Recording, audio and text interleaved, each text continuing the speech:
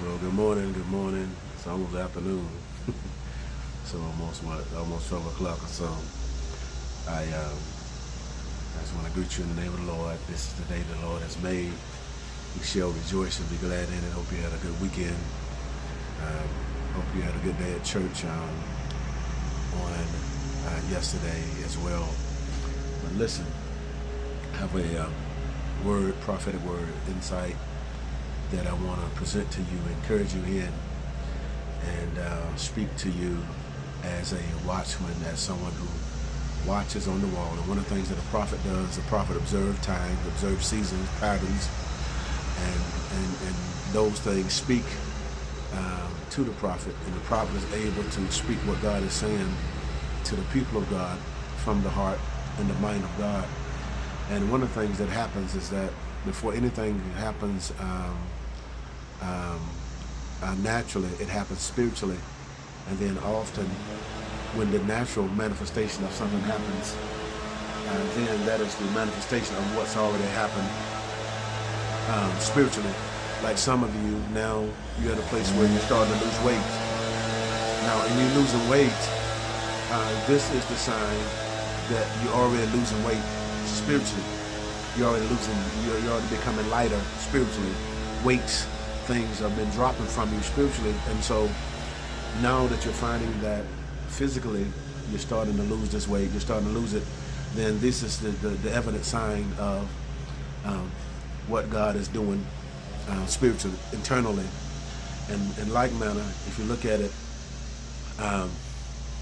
in the book of Kings, the 1st chapter and the 9th verse, and it talks about Elijah. Now Elijah had come to a battle at the showdown of Baal, and after this one particular battle, the adversary, this woman called Jezebel, sent a word to him, saying that on tomorrow he was going to die, just like those 850 prophets, false prophets, had died under the fire and under the judgment of God. And so after God had defeated the enemy came to Elijah, bringing fear. And the Bible says that when he saw the message that the woman said that he was going to die tomorrow, he ran, and he wanted to die. He hid up under a juniper tree, and he wanted to die. Many of you, in this particular season that you've been through, you've been at this place where you've hidden yourself, and you wanted to die. You wanted to die. You ain't want to be bothered with no one. You ain't want to be bothered no more. You feel like this is the end of the road. What God has said concerning me is not going to happen. It's not going to take place. And so many of you, you've got to a place where you felt like you was going to die. You was in anguish. You was in anguish. You was painful, so painful, every day so painful that you wanted the pain to go away. See, but what God did, in His wisdom and His love, what you needed, He sent it to you. When you thought you were going to die, when you thought that it was over, God sent strength. God sent understanding. God sent rejuvenation. And in the case of Elijah, when he wanted to die, he felt like he was useless. He felt like he wasn't worthy as his parents, as his forefathers. God sent an angel, and his angel encouraged him and gave him food. And in the evening, the angel did the same thing. And after that, the food that was given, the angel, Elijah ran for a day's journey into a place, to a certain cave called Mount Horeb. Now, in this one particular cave, he was hiding out. And then one day, God asked him, "Why are you here?" And then God, this is my point. Then God told him to come to the front of the entrance of the cave. And once he came into the entrance of the cave, the Bible says that there's a fire came, there's a wind came, and the fire came, the wind came, rocks were ripped into pieces, an earthquake came, all of that came.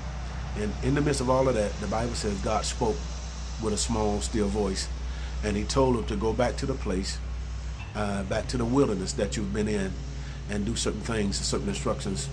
In this season right now, there are instructions that God is giving to you.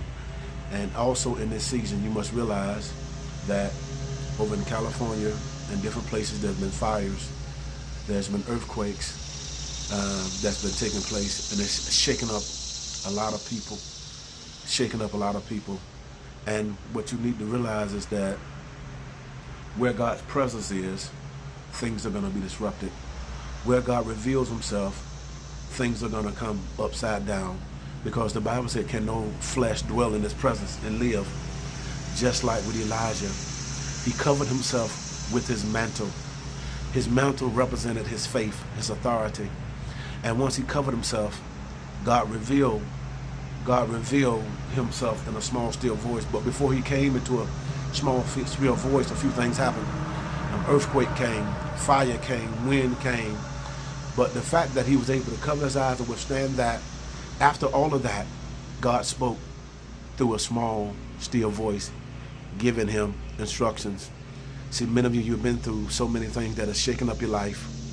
You've been through so many fires, so many storms. You've been through so many high winds and through all of that.